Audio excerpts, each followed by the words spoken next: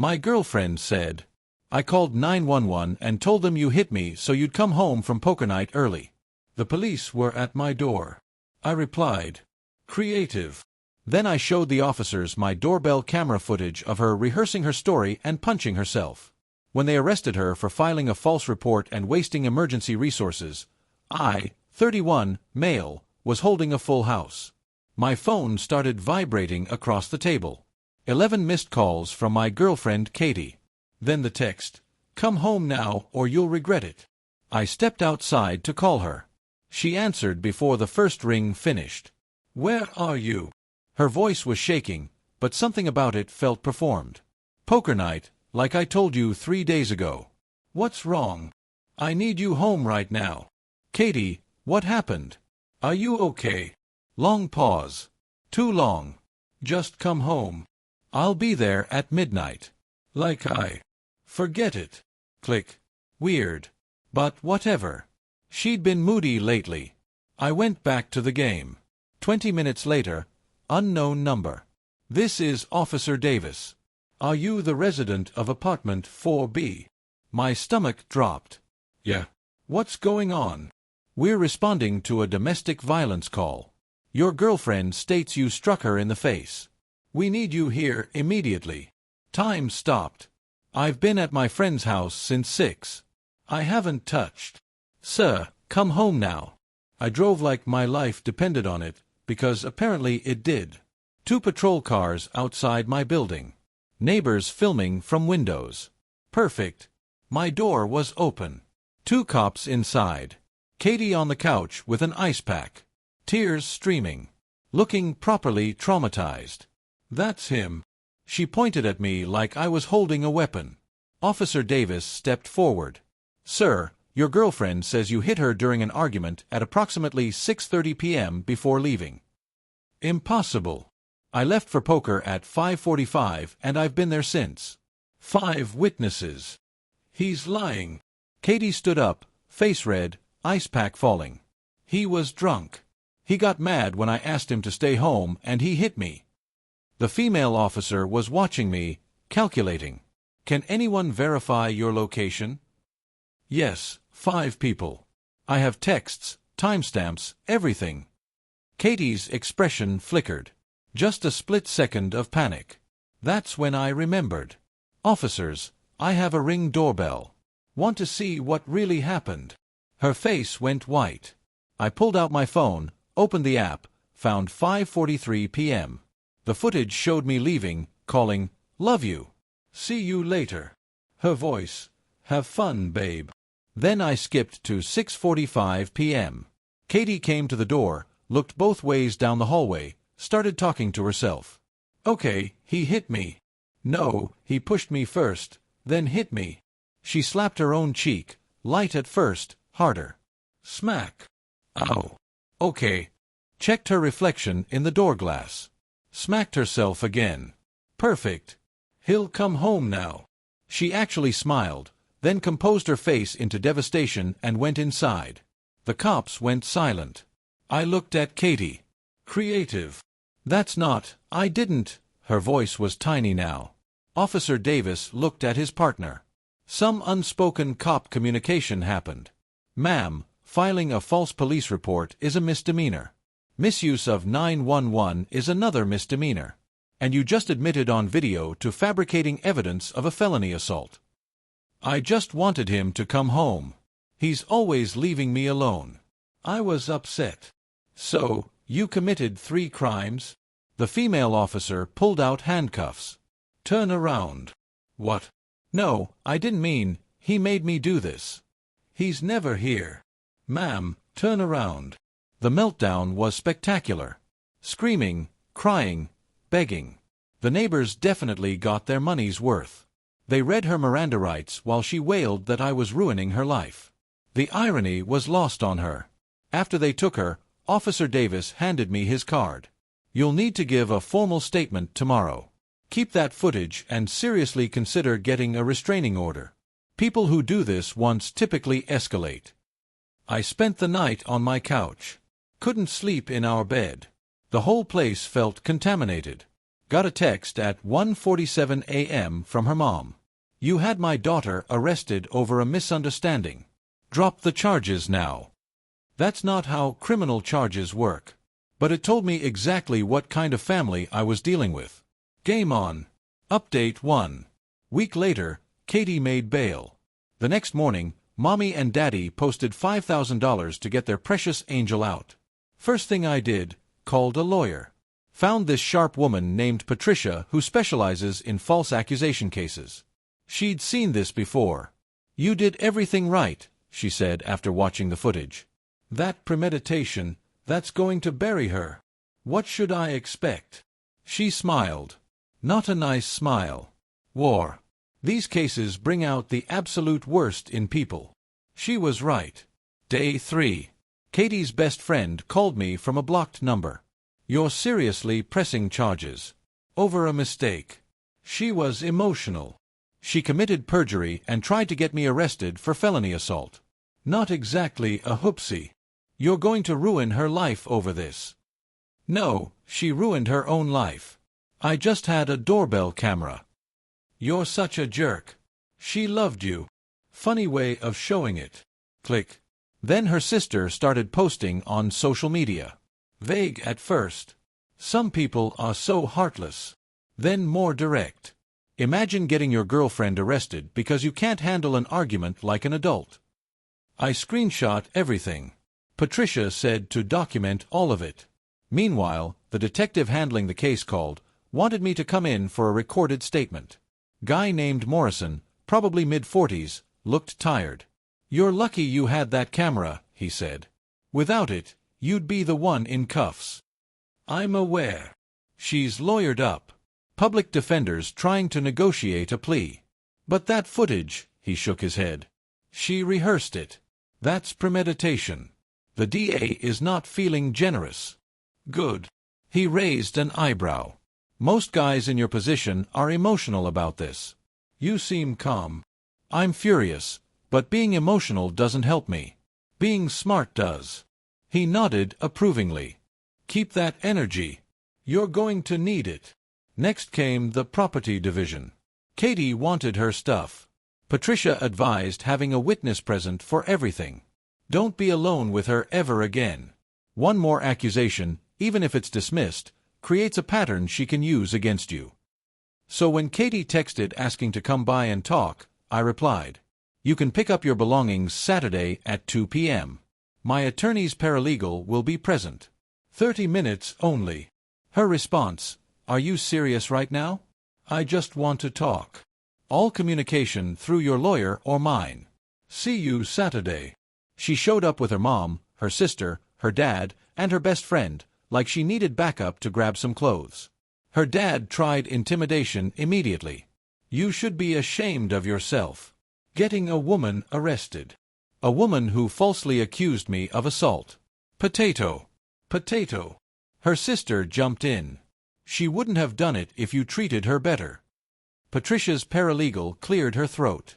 We're here to collect belongings only. The apartment resident has requested no personal discussions.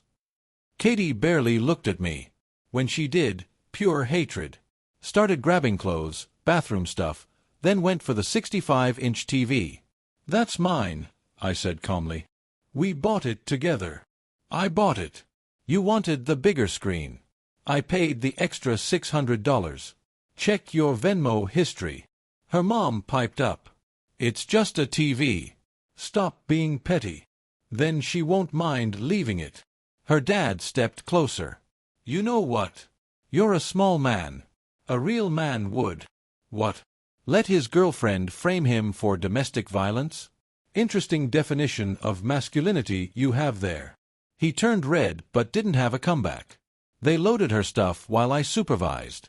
When they were finishing up, Katie tried one last time. I'm sorry. Okay, I was stupid. Can't we just figure this out? Nope. That's it. Just nope. Yep. Her best friend got in my face. You're really going to let her go to court over this? She made a mistake. She's got anxiety. And I've got a Ring doorbell. Funny how technology works. After they left, I found something under the couch. A small notebook. Her handwriting. Therapy talking points. Make him feel guilty about poker nights. Bring up his emotional unavailability. Get him to agree to joint account for transparency. Page after page of manipulation tactics. Ways to isolate me from friends. How to gain access to my finances. Red flags I'd missed. Photographed every page. Sent them to Patricia. Her reply, "Oh, this keeps getting better. Discovery is going to be fun." 3 days later, Katie's public defender called Patricia trying to negotiate. Wanted the charges reduced to a violation. No jail time. Sealed record. Patricia's response. Your client rehearsed a false felony accusation on camera. Injured herself to create evidence and wasted emergency resources that could have gone to actual victims. Counter offer. She pleads to all charges, takes the conviction, and my client doesn't file a civil suit for defamation and emotional distress. You have 48 hours. They didn't take the deal. Fine by me. Let's go to trial. Update 2. The entitlement escalates. The preliminary hearing was last week. Katie showed up in a conservative dress, hair pulled back, minimal makeup, the "I'm a good girl who made a mistake" costume. The prosecutor laid it out. The video, the self-inflicted injuries, the premeditation, the waste of police resources. Katie's public defender tried arguing mental health crisis. The judge watched the doorbell footage twice. Counselor, your client is checking her appearance and adjusting her story between takes. That's not a mental health crisis. That's rehearsal. Set the trial date for 3 months out. That's when things went nuclear. First, Katie's mom started a Facebook campaign. Posted a long screed about innocent women being persecuted by the system and vindictive ex-boyfriends who manipulate evidence. Tagged me, tagged my employer, tagged my family. My mom saw it and went absolutely feral. Posted her own response with screenshots of the court documents showing Katie was charged with filing a false report. Interesting how you think video evidence of your daughter hitting herself is manipulation. Maybe teach her not to commit crimes instead of blaming the victims of her lies. Katie's mom tried to claim I doctored the footage. Multiple people pointed out that Ring cameras have metadata that proves authenticity. She deleted everything within an hour, but the damage was spreading. My gym membership got weird looks. The front desk girl who used to chat with me suddenly went cold. Apparently, Katie's sister had told everyone there that I got away with assault on a technicality. I pulled the manager aside, showed him the court docs, explained the situation. He was cool about it, but said, "You understand why we have to be careful." Sure. Guilty until proven innocent, even with proof. Then came the really crazy escalation. Katie filed for a restraining order against me. Claimed I was harassing her family, stalking her social media, and threatening her through mutual friends. All complete fiction. But I still had to take a day off work, hire Patricia to represent me at the hearing, and sit there while Katie cried about being terrified of me. Patricia came prepared. Phone records showing I'd blocked Katie's number. Social media data showing I'd blocked her and her family on everything. Witness statements from friends confirming I hadn't mentioned her name in weeks, except to my lawyer. The judge reviewed everything, looked at Katie. "Ma'am, you're currently facing criminal charges for filing a false police report. Now you're here filing what appears to be a false restraining order claim. Do you see the pattern problem here?" Her public defender tried to intervene. The judge shut it down. Petition denied. And counselor, tell your client that filing false legal documents is going to make her criminal case significantly worse. Katie burst into tears. Her mom started yelling at the judge about protecting male abusers. The bailiff had to escort them out. But here's the thing. Even though I won, even though her petition was denied, people at work heard I had a restraining order hearing. They don't hear the outcome, just the accusation.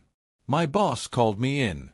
I'm not saying I believe anything, but HR is getting concerned about the situation. The situation where my ex is facing criminal charges for lying about me. I know, but optics matter. Maybe keep your head down for a while. Translation: You're radioactive until this blows over. That weekend, 11 p.m. I'm watching TV. Doorbell camera alerts. It's Katie. She's pounding on my door. Open up. We need to talk. I called 911 immediately. Stayed inside. Let the camera record everything. I know you're in there. You can't just ignore me. You ruined my life. She tried the doorknob, kicked the door, screamed about how I was destroying her, and she'd make sure everyone knew the truth. The cops arrived in 6 minutes, found her still there mid-rant. They arrested her again. Violation of the no-contact order from her bail conditions. Patricia filed for an emergency protective order the next morning. Granted immediately. The prosecutor called Patricia directly. Your client's ex just violated bail conditions. We're adding witness intimidation to the charges. Her bail's getting revoked. Katie spent 5 days in lockup before her parents could scrape together a bondsman. During those 5 days, her dad called my office, got through to my boss somehow, told him I was harassing his daughter and shouldn't be trusted around women. My boss called me in again. This time he looked irritated. I'm getting really tired of this, but I need you to know it happened. I showed him everything, the court documents, the bail violation, the doorbell footage of her showing up at my place. He sighed. I believe you, but this is becoming a distraction. I'm the victim here. I know and I'm sorry, but perception matters. Let's get through the trial and this will all blow over. Perception. That word kept coming up. Patricia filed harassment charges against Katie's dad for the work call. Also sent him a cease and desist for defamation. He backed off after that, but Katie's sister picked up where he left off, started leaving 1-star reviews on my company's Google page, mentioning my name. HR had to get legal involved to remove them. Through all this, Katie's public defender kept trying to negotiate, each offer slightly worse than the last, as her behavior kept making her case worse. Final offer before trial: plead guilty to all charges, 90 days jail, 3 years probation, restitution for my legal fees. Patricia asked if I wanted her to accept it. No. I want a jury to hear exactly what she did, and I want the maximum sentence. It might not be worth it. Trials are expensive, time-consuming. I don't care. She tried to ruin my life. She tried to send me to prison. She stalked me, violated court orders, and sicked her family on me. I want everyone to hear what she did. Patricia smiled. Now we're talking. Let's destroy her. Final update. Trial was 3 days ago. I took the stand yesterday. Today they read the verdict. Guilty on all counts. The evidence was overwhelming. The doorbell footage played for the jury 4 times. You could hear the gasps each time she hit herself and checked her appearance. My testimony was straightforward. Patricia prepped me well. Just tell the truth. Don't embellish. Let the video do the heavy lifting. When Katie took the stand, she tried the waterworks. Talked about being emotionally overwhelmed and just wanting attention, not to hurt anyone. The prosecutor asked, "So, you were willing to have the defendant arrested and potentially imprisoned for a felony to get attention?"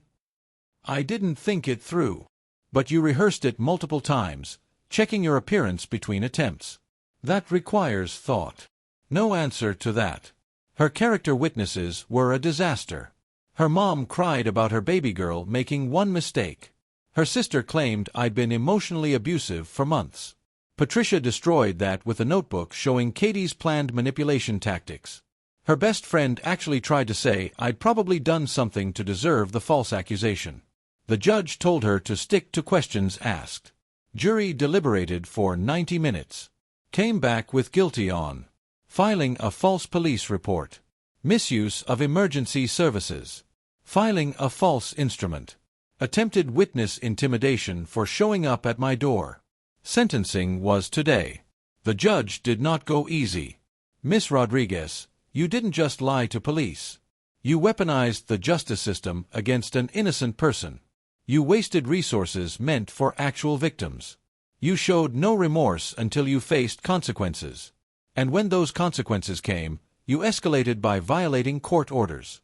You've made it harder for real victims of domestic violence to be believed. That more than anything is unforgivable. Sentence: 364 days in county jail, 1 day short of a felony, but still maximum for misdemeanor. Eligible for work release after 60 days if she maintains good behavior. 5 years probation after release. 500 hours community service at a domestic violence shelter, the judge's personal touch. $12,400 restitution to me for legal fees. Permanent criminal record. Mandatory counseling. Her mom screamed. Actual screaming in the courtroom. You're destroying her life. For what? She made a mistake. The judge. Your daughter's mistake could have sent an innocent man to prison for years. She's getting less than she deserves. Bailiff, remove them. Katie was sobbing. Her dad had to be physically restrained. Her sister was yelling about corruption and protecting abusers. Meanwhile, I sat there thinking, this is what consequences look like when you can't manipulate your way out. Outside the courthouse, Patricia shook my hand. That was the most satisfying conviction I've seen in years. Usually these cases plead out. The jury needed to see what she did. Katie's public defender tried to approach. Patricia shut him down. We're done here. Your client's going to jail. She earned it. The fallout has been interesting. My boss called me the day after the verdict. Congratulations, and I'm sorry for the position this put you in. If you need time off, take it. The gym manager approached me yesterday. Hey man, I heard about the trial. Sorry we gave you the cold shoulder. People are talking. The real story is getting out. Appreciate it. Some friends who distanced themselves suddenly started reaching out. Funny how that works. Patricia advised me to be selective about who I let back in. The people who believed her over you despite evidence, they showed you who they are. She's right. Some doors stay closed. As for Katie's family, radio silence. The harassment stopped immediately after sentencing. Turns out when reality hits them in the face with jail time, they finally shut up.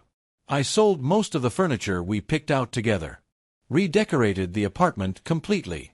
New couch, new bed, new vibe. The place finally feels like mine again. Started dating someone new last month. Told her the whole story on date 2. Figured better to get it out there. She actually knew about it. Had followed the case in the news. That doorbell camera saved your life, she said. Best $130 I ever spent. We're taking it slow. Trust doesn't come easy anymore. But she gets it. Ran into Katie's sister at a coffee shop last week. She pretended not to see me. I didn't push it. Some people will never admit they were wrong. The best part, I sleep well now. No more looking over my shoulder. No more wondering when the next accusation will drop. She's in jail. I'm free. Patricia framed a photo of the doorbell camera footage showing Katie rehearsing. Hung it in her office with the caption, "Why you always install cameras?" She uses it to convince new clients how important documentation is. To anyone reading this, install cameras everywhere. Front door, back door, anywhere someone could claim something happened. They're cheap, easy to install, and they will save your life when someone decides to weaponize the system against you. Katie thought she could manipulate reality. She forgot we live in the age of video evidence. She wanted me to come home early from poker night. Well, she got my attention, just not the way she planned. Currently working on a civil suit for defamation and emotional distress. Patricia thinks we have a solid case, especially with her family's harassment documented. They destroyed my reputation in my professional and social circles. Even though I won the criminal case, some people still look at me funny. That damage has a price. Katie's sitting in county jail serving her 364 days. Her mom's apparently trying to raise money for an appeal. Good luck with that when the video evidence is airtight. Life's not perfect. I'm still dealing with trust issues, still paranoid about accusations, still checking my doorbell camera obsessively. But I'm here. I'm free. And she's learning that actions have consequences. That'll do.